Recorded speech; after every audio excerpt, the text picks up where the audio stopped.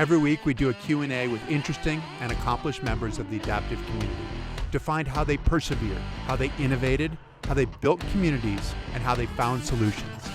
Welcome to the Nametags Chat Podcast. All right, welcome to the Nametags Chat Podcast, where we celebrate stories of resilience.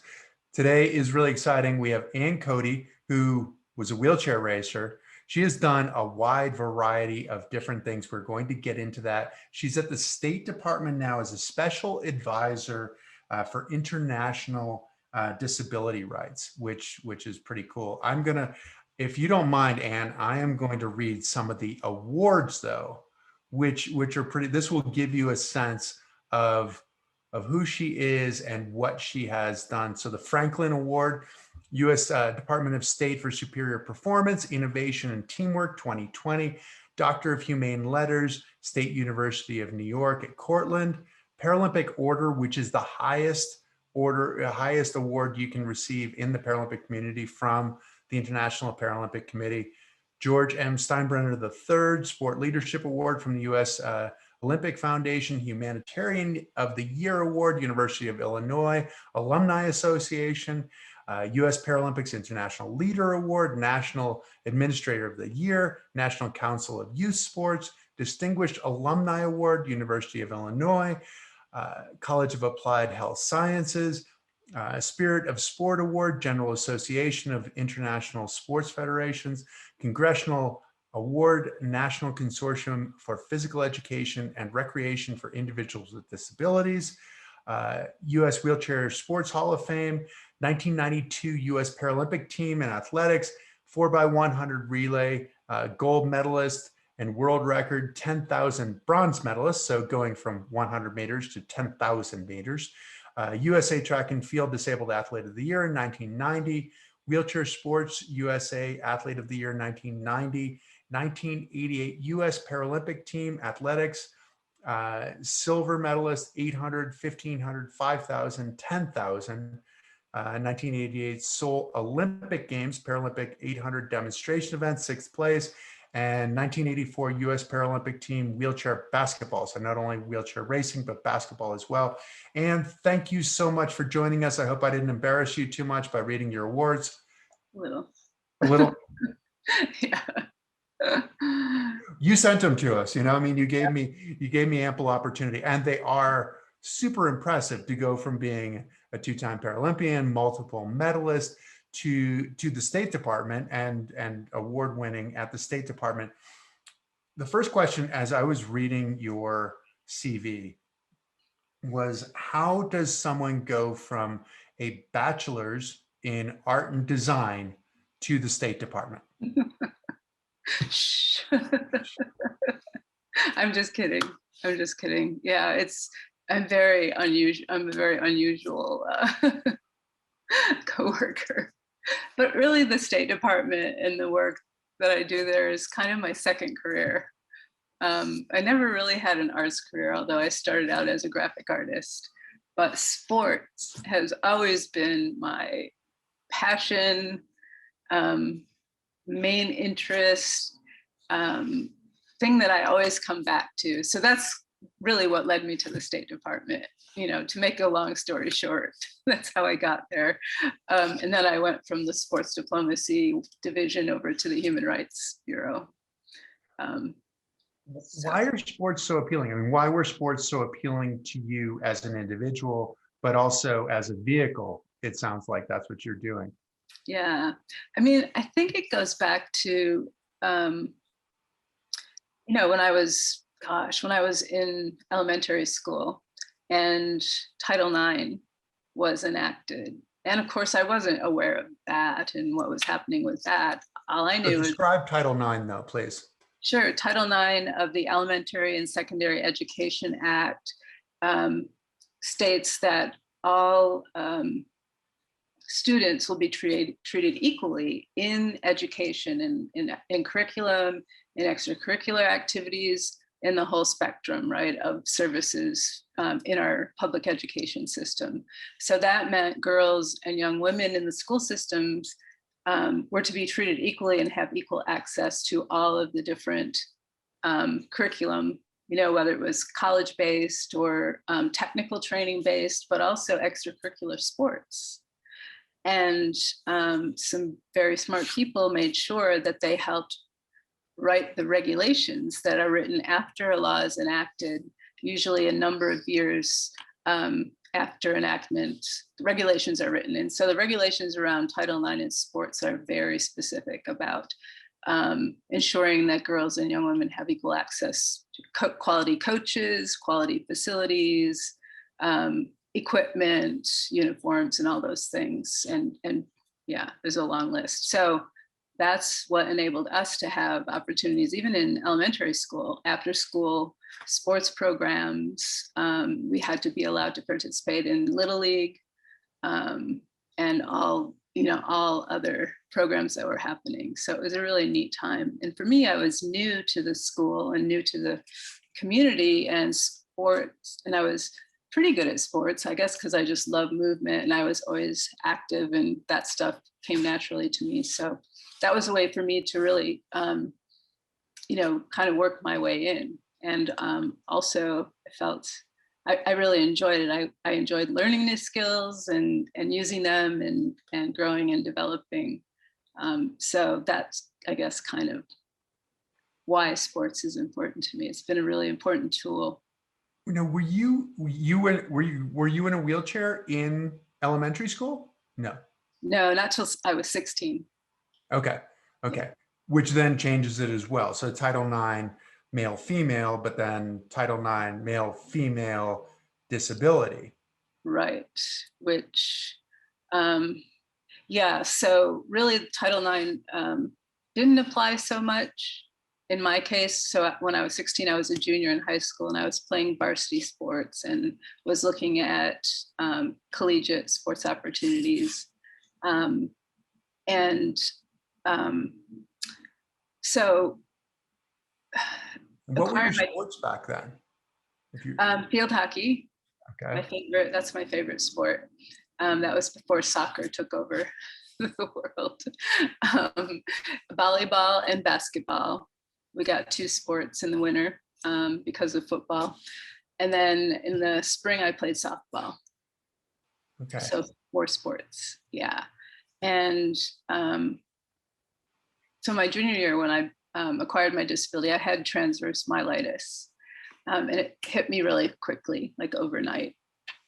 So, the most important thing for me was to be able to return to finish what I needed to finish in rehab and return to my high school so I could finish with my class. Because I didn't, even though I was only a junior, I wanted to make sure that I finished my junior year so I could finish senior year with all of my classmates. So that was really important. And my high school coach, who coached field hockey and softball or basketball, anyway, she coached a number of our sports. She did a lot of research because, interestingly, at that time in New York State, physical education university students had to take adapted physical education, like just one course. So she remembered, learning about sports that people with disabilities participated in. She went back and did some more specific research, like through old Sports and Spokes magazines in the library. And so she was helping me understand what would be possible and encouraged me to get in the pool, to do the weight training, to continue the weight training, because I was doing that in rehab, daily basis. What year was this? 1979, 80. So over that. 1979, 80. So things were, because you look at the sports, you look at sports for people with disabilities, and it sort of started with the obvious ones, right? Like, okay, if you have a wheelchair, like, let's race. That seemed like it was relatively simple. I can beat you down the end of the hallway, that kind of thing. And then basketball was one that was added pretty soon. You mentioned swimming, which is one of those, like, as a paraplegic, the first thought of swimming is like, why do you want me to get in the pool? Because I'm going to sink when I get in the pool. I can't kick. And but that is one that works as well. There weren't as many sports then Right. as there are now. And you were doing sports, I mean, field hockey, basketball, volleyball, and softball that did not lead you Right. to track. Or well, basketball actually, was That was basketball the the only first one. one? Yeah, it was the only like, yeah, that was the only one that, was similar. And that's what I went to the University of Illinois knowing that I was going to have the opportunity to play, because the track program was waning a little bit at that time.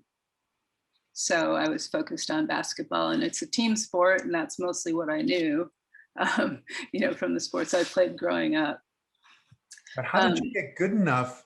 You really had like a year to get good enough to then be able to, were you recruited to go to the University of Illinois to play basketball, or how did that work? no, I mean, I was literally like under 2 years having a disability when I landed on campus in August of '81. uh, I had this clunky chair. All I knew, I jumped into the sports programs. It was wheelchair football right away initially. The great thing was Marty Morse, the renowned wheelchair racing coach, for us at Illinois and in the U.S. He landed there the same year. Now he was transferring because he had started, he's older than I am, and he had already started his undergraduate work. So he was transferring, but we were there together. So I learned a lot from him about that stuff, but also just jumped right into the wheelchair sports community, when I landed there. And what an amazing resource and group of people. I mean, they're family to me to this day. It's amazing and I think it's because it was such a critical time in my life where I was still trying to grasp. If you think back to your 2 years post injury or whatever, you're still trying to figure a lot of things out, or at least I was, because I lived in a rural community in upstate New York, so I didn't have other people with disabilities or sports programs or anything to look at. We didn't have the internet. So I was just like a sponge, soaking it all up. And yeah. How did that end up? Because part of it is the image that you have of yourself, right? I mean, you have an accident, or for you an illness effectively, Yeah. that, I mean, you went from being a fit, vibrant athlete to all of a sudden not being able to walk. Hmm. I mean, that must have been one of those where, what is going on? Like, how, and is it going to continue? Is it going to come back? Yeah. Am I going to be able to walk and run again, or not? Which is a huge deal. Yeah. But I would imagine that that sport was something that sort of helped you to regain your sense of identity. Yeah. And what was the community like because Illinois, and maybe you can back up just a little bit and talk about some of the history of the University of Illinois too. Sure. And that's one of the things when I got there that I had to find out. So one of my first papers, like in rhetoric in writing class or something, that's what I did. I researched the history of the Illinois program in wheelchair sports because I didn't know any of it. It was fascinating. So again, I landed at Illinois in 1988, and the program started in 1948 for veterans of World War II who had spinal cord injuries and other mobility-related disabilities. And the focus was on providing a place where they could use their GI Bill, because nothing was accessible. No campuses or universities were, so they weren't able to go anywhere. So, and as part of that effort, sports programming was developed as well, as part of their extracurricular activities, but also helping them adapt and get stronger and have more endurance because it's a big campus. And you know, you need to be in good shape to hold a full schedule of To make classes. it to class, yes. Yeah. Wow. So what was the community like when you got there? And you're there, I mean, is this like 50-pound stainless steel wheelchair that you're arriving in?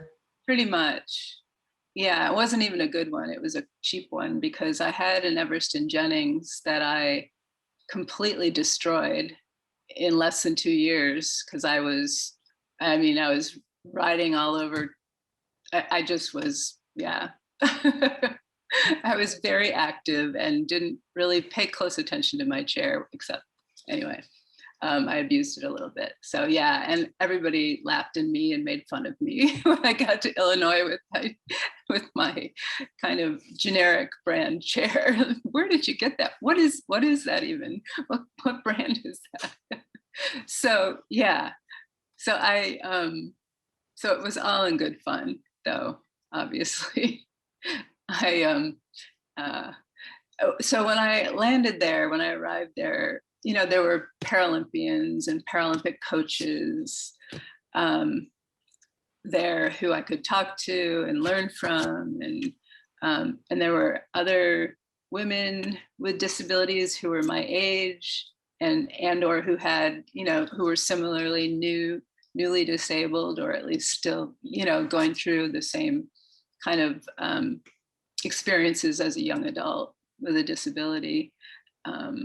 So I hung out with my friends that I met through the dorms too. I had a group of friends, from just generally from class and from the dorms, but my sports buddies were so much fun. I mean, after once the basketball season started, we had practice every other day, and we had obviously tournaments that we traveled to regularly during the season.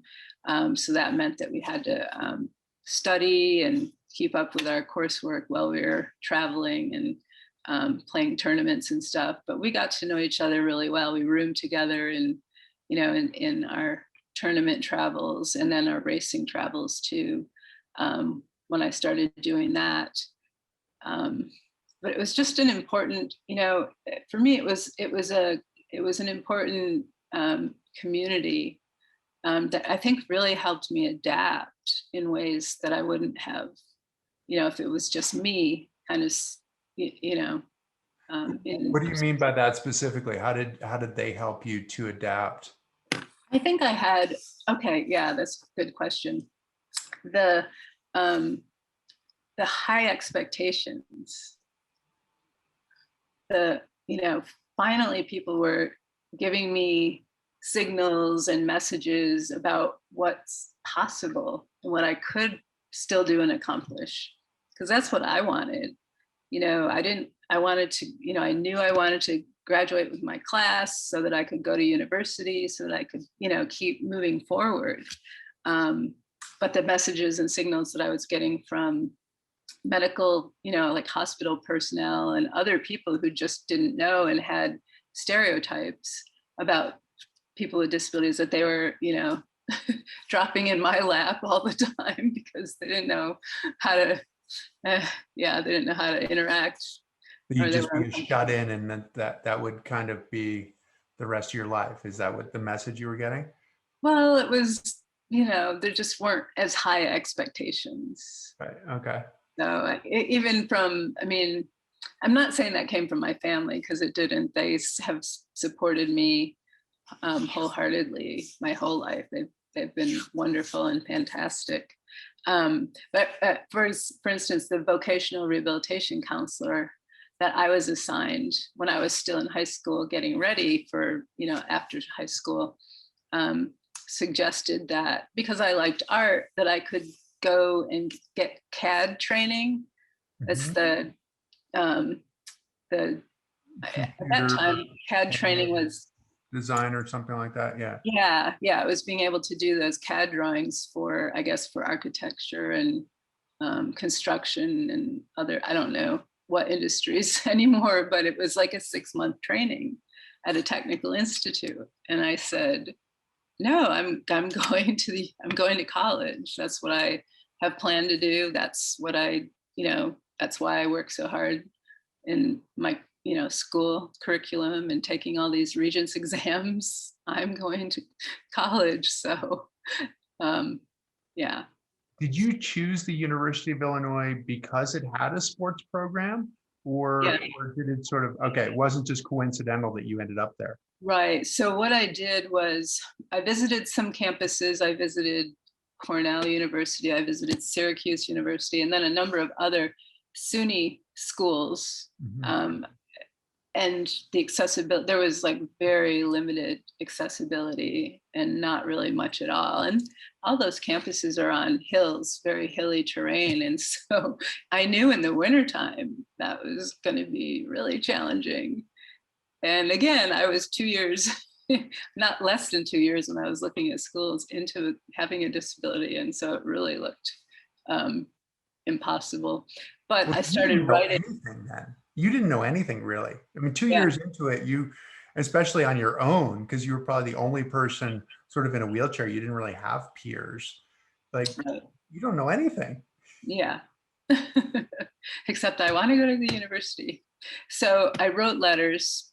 My mom is a nurse, retired. And so some of the doctors that she worked with said, I've heard that Illinois has a program. We also heard something about North Carolina, Chapel Hill, and University of California. So I write to all these places and ask specifically about that and if they could send me materials. And the only place that wrote back was the University of Illinois. Oh, wow. Interesting. Yeah. And so I'm really thankful they did, because there really wasn't a lot happening at Chapel Hill, North Carolina. That's where Brad Hedrick, my coach at Illinois, actually came from. He did his undergraduate work there. And there was a men's basketball program, but not much else so anyway, so yeah, it was great. You played basketball, but then quickly moved into racing. How did that happen? Or maybe it wasn't quickly, the wheelchair racing. How did you get into it? Yeah, that was I blame that on Marty. he, he In the fondest possible way that you blame it on Marty. Yes. yes, that's right. He started recruiting me, or whatever you want to call it, encouraging me to try it from like that first year that I was on campus. And he had me try getting in a PRC racing wheelchair. And so Okay, you're gonna have to describe that one, please. so PRCs had really fat tubing. I mean, Okay. compared to the tubing that we use now, it was much wider tubing. It had a canvas seat and seat back. It was wide, they didn't fit us really like a glove like today. And back then, everybody was using chairs and swapping chairs, except some of the more elite competitive folks had their own chairs and had them fit more like a glove. But the rest of us just tried to, get our hands on one so we could race. And it was still 4 wheels then, and it was really looked more like a wheelchair, like what you'd see, as opposed to like a racing chair. Yeah, except the handroom was small, and then there was your feet were kind of out in front of you. There were two handles on the front casters, right, to steer with, but Right. they were independent of each other. They didn't have the tie rod. So yeah, it was dangerous. I mean, so because I don't know if any of you have tried wheelchair racing, but the first time you get in one of those chairs, it's really, it doesn't go the direction you want it to. Right.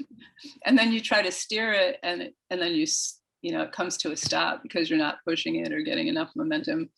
I just didn't. I mean, those were not the best conditions to try it in, but I was not convinced. But I did agree to go to regionals that first year. The regional meets for track and field were pretty plentiful back then. There were regional meets like the Midwest and New England and Mid-Atlantic and other parts of the country had these regional meets where you could go and race against other athletes in your classification and really try to see if you could meet standards that would qualify you to go to nationals, basically. How did that first meet go? I'm sort of interested to hear whether you got hooked that first meet or not.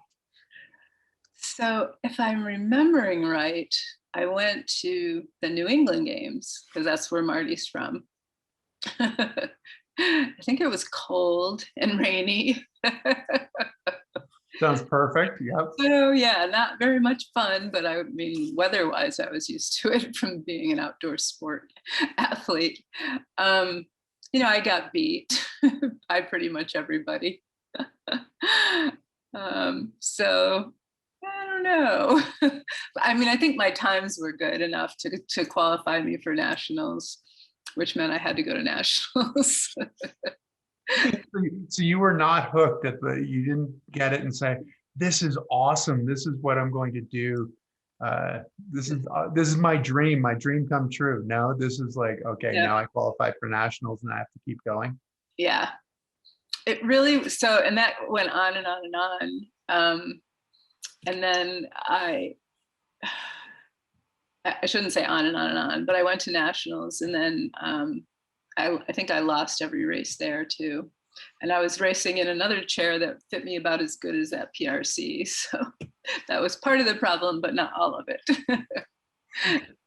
So when did it all click for you? When did it come together? Because I mean, looking back on it, I mean, you were one of, if not the best. I mean, in 1990, you were the athlete of the year, and sort of in Yeah, that was, between Candace Cable and Jean Driscoll, who was your teammate, who might have had a little, they both might have had a little bit more fanfare, but you beat both of them fairly consistently as well. yes, I did. Eventually. What's that? Thank you for giving me. That was my year. If only it had been a Paralympic year, right? Maybe, I don't know. Right. And yay for high paras too. Well, I think that's part of it, right? Because your paralysis is higher, meaning that you don't have the torso strength, the balance, the ability to go down, to lean down onto your knees and then sit back up and put all those big muscles into the stroke. It's more of you had to be technically really good. Yeah. And put a lot of RPMs. I want to know, when did it happen? When did the light go on that you said, okay, I'm actually willing to do this. I'm not just going to get dragged to races by Marty. It was when I started doing road races. But the light really went on when Sharon and Candace and everybody raced in LA in '84 in the exhibition events. That's when it went on. So women had an 800 meter exhibition event. The men raced the 1500 meter, and it was at the Olympics, and it was just the finals. It was 8 people on the track, right? But it was a lot of fanfare, though. It was on television, which Paralympics weren't on television. And so that was the thing that you said, okay, I want to do that. I want to be fast like that. Yeah. I mean, if I had to point to one thing, that was it. So that was 84. Yeah. So that was 84. So this was at the beginning of, so accident was 79, started school 82. And so this is like your end of your sophomore year kind of thing. Oh, 81, right. Okay. Sophomore, junior year. Yeah, I don't know. Yeah, it would have been junior year. Okay. Summer of junior year. Yeah. And I was doing road racing and I love that. And Marty, like he does, convinced me to do a marathon. So I did the Fort Wayne Marathon, and so that I could qualify for Boston, because it's like you can see a pattern, right? With Marty, this is what he does to get people hooked on his sport. Looks like it worked, and obviously he's from Massachusetts too, but Boston is Boston, right? I mean, Boston, they Yeah. decided they were going to do Boston in 1897, right? Was the first year, I think. They came back from the modern Olympics in 1896 and said, Yeah. hey, we want to do a marathon too. Yeah. So it is the race in a lot of ways. Yeah. It's so cool. Yeah. Besides the Paralympic Games, that is the really the creme de la creme of events, and at least in my experience. Exactly. So, okay. So then you're getting faster, but you're still so you spent a fair amount of time at the University of Illinois, right? Because this is toward the end of your undergraduate that you're getting Yeah. faster. Yeah. And you came back and got a master's as well. So how long were you actually at the University of Illinois? 10 years. 10 From years. 81 to 91. I worked too. I worked for a couple years between undergrad and grad school. Okay. But part of it though too back then, in order to sort of train with the team, you were supposed to be in school, right? That was part of Marty's thing. How did your relationship with him and your time at the University of Illinois then shape what you were going to do next or what you were going to do professionally? Mm.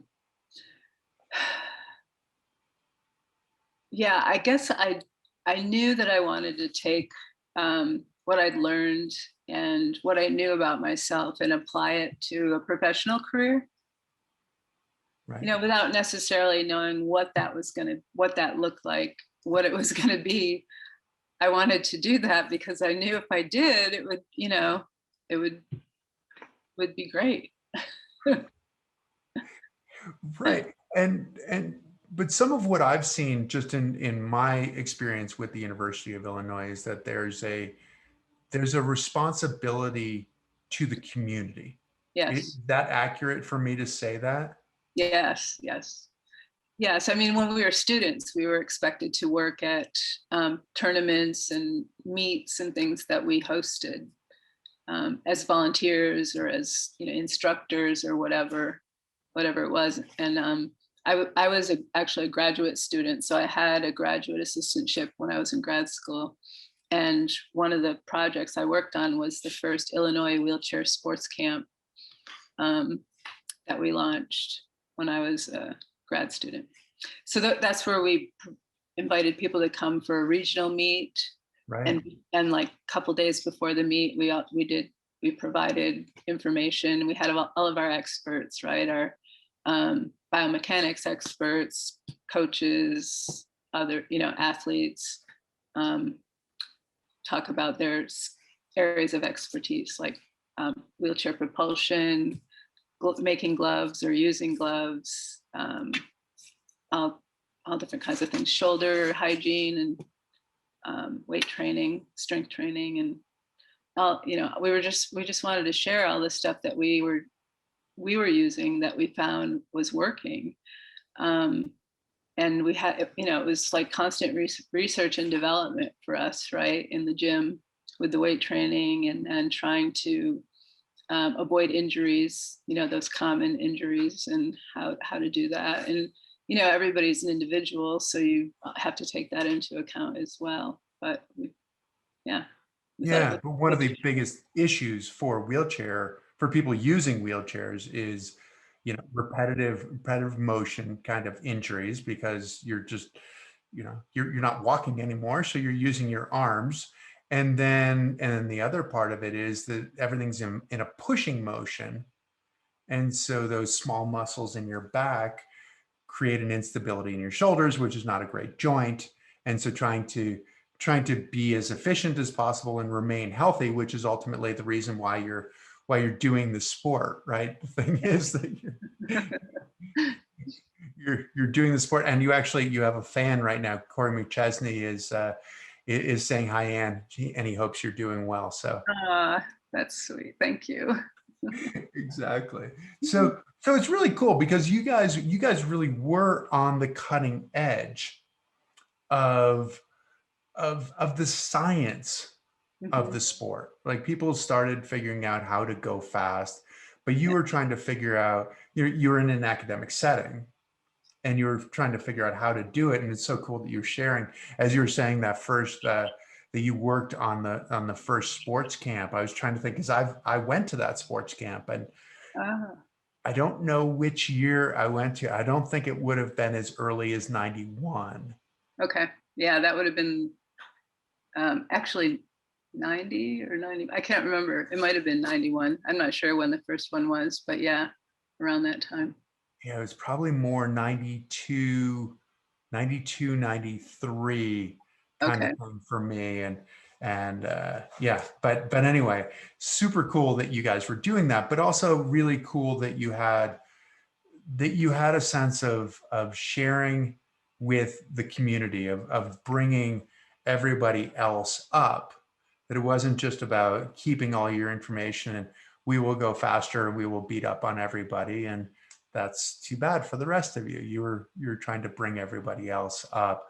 How did it work when you transitioned from being a student and being a racer to then the career, which you said has taken many twists and turns?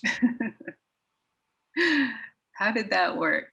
Well, should I, let's see. So I left Illinois, and my first job after grad school was working at Shepherd Center Mhm. in Atlanta, Georgia, as the sports and fitness specialist.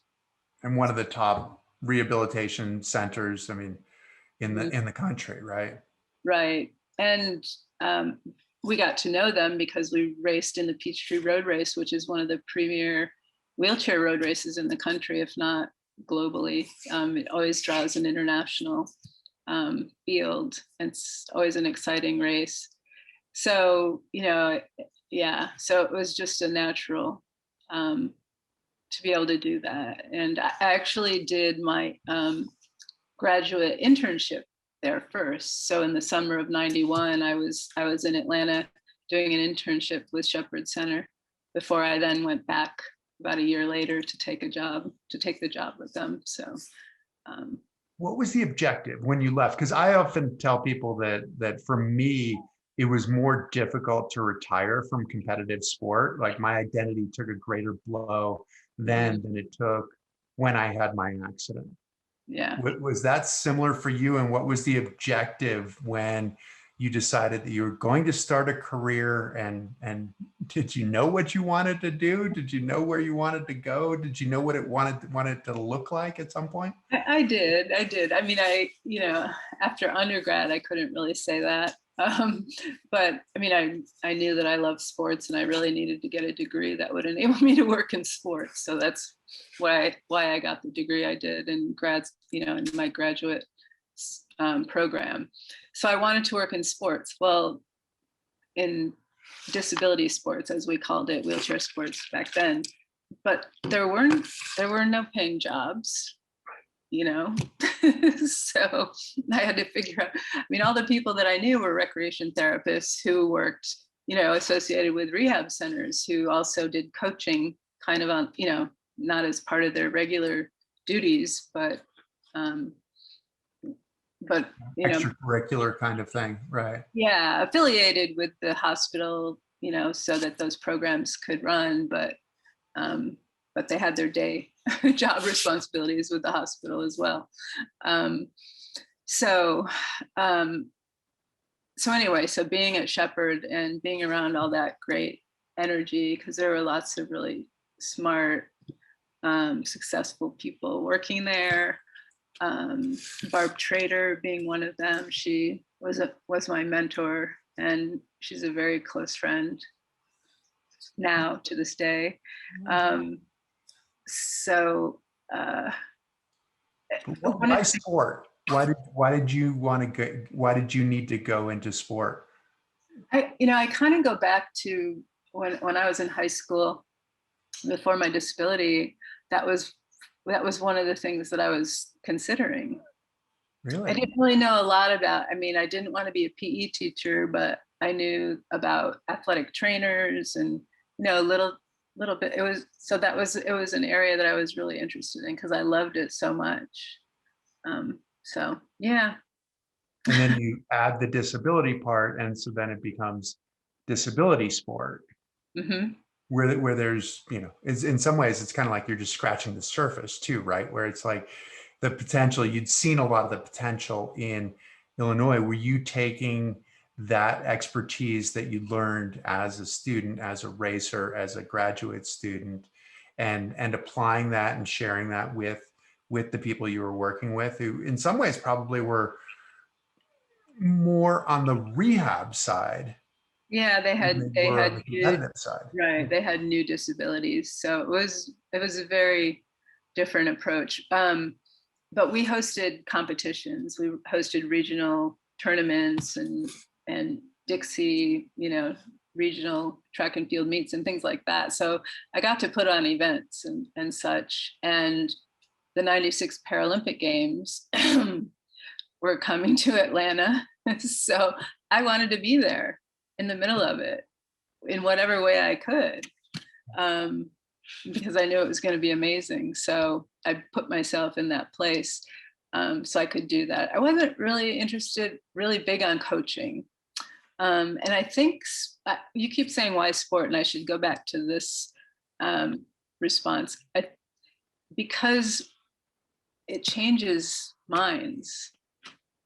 I mean, I think, besides the passion and the joy, um, of doing it, it also helps break down those attitudes, that, that For whose minds is it changing? I think it's changing stereotypes about disability, Right. And that's hard, right? Because that exists everywhere, all over the world. And that's the biggest barrier, no matter if you live in Africa or South, Asia, or, North America. It's the biggest issue. The stereotypes and Yeah. and where you're sort of put in that box and seen more for the limitation. Yeah, and we're not going to put laws. We're not going to implement laws to create accessibility, because you don't need to go anywhere. You just need to stay home and, be happy with that. So You don't have to go to work, just stay home. Yeah. yeah, just be invisible, so we don't have to think about you. So where did you think that it would be best how did you think that you could best affect change? Like where and what kind of a position? Was this becoming strategic for you? I had real interest in governance, and from 1989 to like 1995, I was involved in USA Track and Field, which had, I don't know if they still do, a committee on athletes with disabilities. So really trying to educate that huge federation or sports, organization. It was like beating my head against the wall, frankly. And at the same time, you would have experiences where there were breakthroughs, like with the officials and with the juniors, and with the masters. I mean, some of the different committees were open and interested in working with our committee and engaging with athletes with disabilities. And the officials, the USA Track and Field officials, Barb Chambers was one of the folks who helped lead that effort. And they've been, so important to Paralympic development in this country, track and road racing. And just, that's been wonderful to see. And that's how it should be, right? Across other sports as well. Most definitely. And it's interesting that you went to the organizational side of things, the leadership side of things, where the people who are making the rules, the people who are, and how was your voice received on those committees? Are you having to think back on this, or are you thinking, oh, this was really fresh? It's really fresh in my mind. On the committee on athletes with disabilities, or whatever, athletics for persons with disabilities, that, it was a welcome voice to have an athlete there. And Judy Einbinder tried hard, really hard to ensure that there were athletes involved and engaged in bringing that message. And it finally stuck with me. I kept coming back because, you invest time, right? And sweat equity and stuff, and you want to see it. You want to see the shift happen. Well, I was also active on the Athletes Advisory Council, which is a fairly powerful group within USA Track and Field. But one year I ran for office to be one of the officers of the Athletes Advisory Council. And I did get a good bit of support, but not enough to actually be elected. So the council officers are made up of the different track disciplines, track and field disciplines. And then there are some at-large positions. So I was running for one of the at-large positions. So, I think the athletes, there were a few of them who were supportive, but most of them didn't really care or want me there or think that Paralympic athletes should be there. Because it's an able-bodied organization, right? Yeah. And they're thinking, oh, what is this woman in a wheelchair going to do? And how is she going to upend our organization? What was your strategy? Because you've approached racing in such a strategic and scientific way. Did you apply that same kind of strategy to trying to figure out a way to create change and to open the door for people with disabilities? I tried whenever USA Track and Field has an annual conference, and that's where all of the work is done. So yeah, you have to do work leading up to it in order to have things ready to be voted on and so forth at the convention. So every year when I would learn what city it was going to be hosted in, I would reach out to people that I knew from those cities or areas to try to get them to come to the conference, because we needed the visibility. We needed to look like there were more people than just me that cared. So that was one of the things that I did. Another thing was working to get exhibition events on the USA Track and Field national, like their national championships, onto the program. So, yeah. And the same thing about the visibility, right? To get a demonstration event where people can see what's going on as opposed to thinking that it's something different, that it's about sport. It's not about like rehab and that kind of thing. Yep. Yeah. So to expose those athletes and, the leaders, all the folks to Paralympic and athletes with disabilities. So we were successful in getting some events on the national program, and we kind of rotated them, if I remember right, because the Association of Blind Athletes, CP, ISRA, so the Association of Athletes with Cerebral Palsy, and Special Olympics, and Wheelchair Sports USA, all had representation on this committee of athletes with disabilities. So we would have our athletes, each year we would kind of rotate which disciplines were on the program. How did that work? How successful was it to be able to, what was the impression that came from the demonstration events? I think it was, I think it was most positive when the blind athletes ran and when the amputees ran, if I remember right. Yeah, we had wheelchair athletes compete when the championships were in Knoxville, Tennessee, at the University of Tennessee, and had a hard time getting a really strong field out there, which I was frustrated with, right? Because why don't Wheelchair Sports USA or Athletics USA understand and commit to this? But from their perspective, the athletes, asking them to go to a meet that's not on their competition schedule, that's not really gonna necessarily help them in their preparation for whatever major competitions they had. I mean, they couldn't justify it. So I had to reach out to people that I knew and convince them to do it. So most of them were from that Southeast region, so they, could get there fairly easily. So. That's the challenge, isn't it? Trying to find the way to move the needle. Yeah.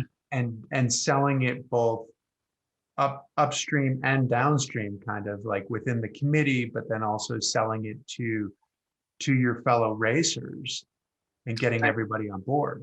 Yeah. That's the challenge of being in that kind of a position and helping to define the sport, isn't it? Is that what led you? So you were a USA Track and Field on the Athletes Commission. Then eventually you were on the governing board for the International Paralympic Committee. I mean, Blaze Sports was involved there as well. I mean, so you had sort of the Atlanta, if I'm getting it correctly. So you had Atlanta, then Blaze Sports. So Atlanta with the Paralympic Games in '96, then into Blaze Sports. And what was your role with Blaze Sports? So I was the director of policy and global engagement. So policy, primarily meaning domestic policy here in the US, to try to, and I worked on some initiatives here, with Congress and the federal agencies to increase and improve. For instance, the physical education and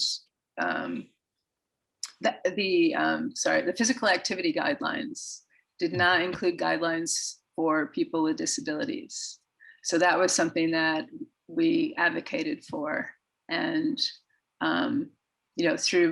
through oral testimony and written testimony to encourage the federal agencies to do that. And they did, and they had an expert on their panel too, who was an expert in this area. It's Dr. Jim Rimmer, mm-hmm.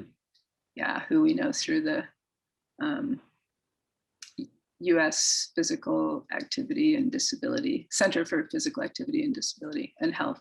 I'm butchering the name, I apologize. But, policy people and supporting where we could and where we had the opportunity, a change in policy, right, for the better. And a lot of people shy away from the political side of the games, of the movement, of the issue, but you jumped right into that. Is that something that appealed to you as a person, or was it, this is where the job needs to be done? I think it's initially was, this is where the job needs to be done, or where I can have the most impact. And somewhere along the way, I mean, I worked here in Washington for almost 9 years as a government affairs professional, right, inside a lobbying firm. So I learned a lot about how you can influence policy and change policy, and through legislation and other things at the federal agencies. It's a long, you have to have a lot of patience and persistence. And that kind of fits my personality. So I guess maybe, I don't know. Well, patience and persistence, and make a lot of friends, right? I mean, you're constantly, I mean, for lack of a better term, you're constantly selling. Yeah. And trying to convince people right. to see things in a little bit different light. Mm-hmm. And I'd imagine that that's something that appeals to you, that's a challenge that probably keeps the wheels turning. Is that the case? And if so, how do you see how change works? I guess is the big question. I think, I guess that's the case, right? I'm drawn to it. I seem to like it. I want to be in the middle of it. But I don't want a lot of hoopla, and I don't draw a lot of attention. Just let's make this happen and see the change happen. And as you know, there are so many people, right, who are working in the same direction that we are, in terms of chipping away at changing attitudes and chipping away at those stereotypes. And we, if we look at the Paralympic movement, moving the needle sometimes, is painstaking, right? It takes a lot of time and effort, and nothing happens, or there's only a little movement, and then all of a sudden things open in a way that you expected to happen a lot earlier, but didn't. And now that it has, it's wonderful, and you're looking for the next, right? The next metric that you need to meet. I think one of the things that I've appreciated working for the federal government at the State Department is that there are, it's a beautiful thing.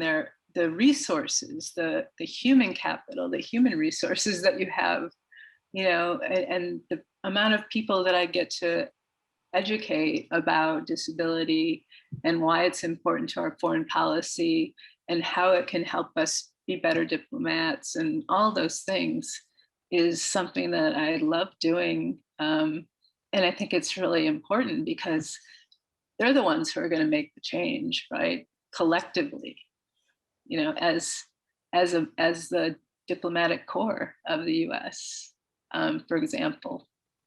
And it's part of the game, right? It's part of the game of getting, of trying to present your agenda to the proper people to get it moved. I might well be speaking, from having watched West Wing, but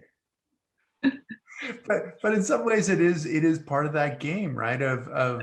And I think it's part of what we're up against as people with disabilities, in that oftentimes people aren't, it's sort of in some ways what you were talking about, like back in 1979, of like, well, you're fine, you don't need anything more. yeah. And that seems like that's the driving issue. Is that the issue that drives you, that we've got to keep moving it forward? Mm-hmm. Yeah. And it's a beautiful thing to realize how far we've come in 40 years. For me, it's been a little more than 40 years that I've had my disability, and the change is transformational. It's just unbelievable how much things have changed since that first day that I sat in a wheelchair till today. And yet I get to work with people with disabilities, leaders in the disability movement from countries where they're just starting out. They're back where we were 30, 40, 50 years ago, and they're feeling so frustrated, like nothing's changing, and where to start, and how do they get anybody to pay attention? And the neat thing is we have kind of a blueprint. It's not going to work exactly the same way, but we know what worked and what didn't work. So it's really, it's neat. It's fun to be able to share that expertise, kind of like, I think the Paralympic movement, and especially wheelchair sports, it wasn't just Illinois. I think we felt that way about sharing information and resources because other people were willing to do it. They were so generous. All of the top athletes at that time were willing to share, and help bring people along in the sport who were coming on. So I think it's just, to me, it feels like it's part of the disability family, that we have this shared experience. And, there are so many challenges. Let's help each other make the most of it and get the most out of it, because we get to do that. So. And you talk about that you at the State Department have a bit of a blueprint to help more developing countries, to help foreign countries, but you've lived that blueprint. From 1979 until now, and to see the collective action, whether it's people collaborating on how to build a better wheelchair, on people who are actually, because back in the day, it was like you were building hot rods kind of thing. It's like people in their garage, well, if we lop this off and weld this on, and we can make it work. And And it's really cool to see some of this stuff like on Facebook where some of these like John Brewers put together a bunch of photos of old races, and I'm like, wow, that looks like such a cool community. Yeah. And you have another fan, a former racer as well, Sherry Blowett, who said so thankful for your groundbreaking work. And Aw, yeah, thank you. Love you, Sherry. yeah, thank you for tuning in, Sherry, both Sherry and Corey. But yeah, I mean, we'll have to get you out soon. But what are you looking for in the future? What are kind of the next steps for you, or the next hope and the next passion? Because it's not necessarily just a job. I mean, it seems like Yeah, it really is a visceral part of who you are. right. I'm not sure. I love what I'm doing now because there's so much possibility. Um, so while I do that, I'm going to continue to think about, because the if you think about the Paralympic movement it's at such a really exciting juncture. And I think there's so much opportunity for growth, for people who want to work as professionals in the field, and, as commentators, as administrators. Anyway, so many things. I just would love to be a part of helping build that next structure, infrastructure, and what it looks like. Because I think the most important thing is that the people who have the lived experience are leading and contributing and being decision makers and having lots of input. And that's us. It is, and it affects so much more. I mean, we've talked so much about sport, but it's sport, it's community, it's identity, it's employment, right? And there's so many different avenues that you can pursue, and obviously you are pursuing this internationally Mhm. as well. So what we see here is not necessarily what you're going to see in a place in Africa or Southeast Asia or someplace that might not have had quite as many opportunities. And so Right.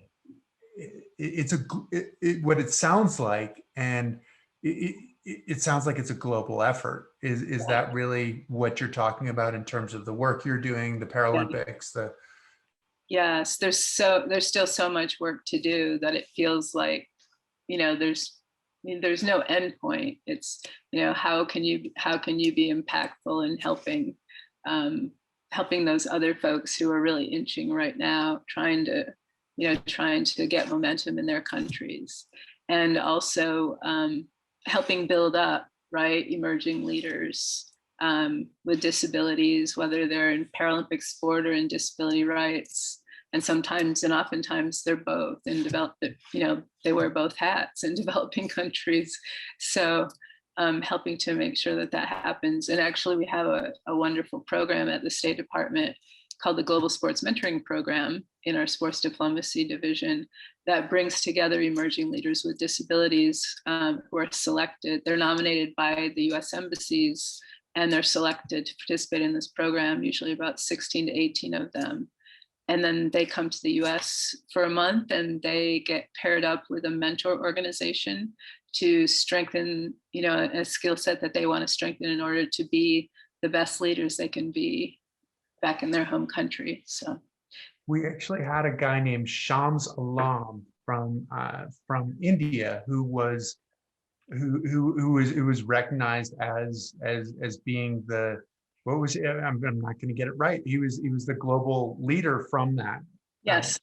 committee. Yep. Yes. Yeah, Shams he's fantastic. I'm so glad you got to interview him. Yeah. He got up early in India, I think on Thursday morning to be able to Yeah, talk with us.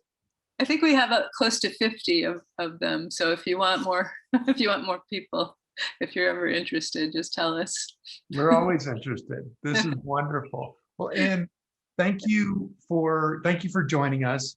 Thank you for all the work that you've done. I mean, both as an individual, as a board member, as a part of the State Department, and I mean many other things that I'm not recognizing at the moment. But thanks for all the work that you've done and how you've changed people's lives and brought people into the light in a lot of ways too. Well, thank you. Let me thank you, Chris, for all the work that you do. It's such important work. I love the commentating. Everybody needs to tune in and watch the Paralympic coverage of the Tokyo Paralympic Games, because you do a fantastic job. And I also want to thank so many mentors and people who supported and buoyed me and showed me the way. My coaches, my mentors, I've mentioned some of them on the call tonight. But anyway, I'll just leave it there because I don't want to miss anybody.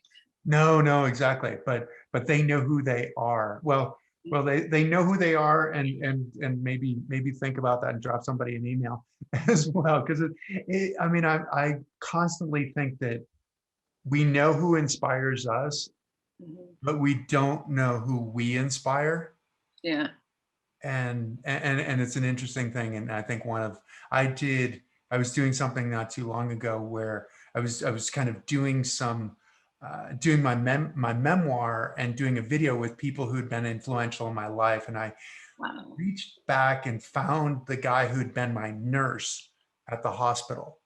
And Right. this is 30 years after the fact. And he was absolutely spectacular. Jim Lanahan, spectacular. I mean, just for me, for my family, guided us through when we didn't know anything.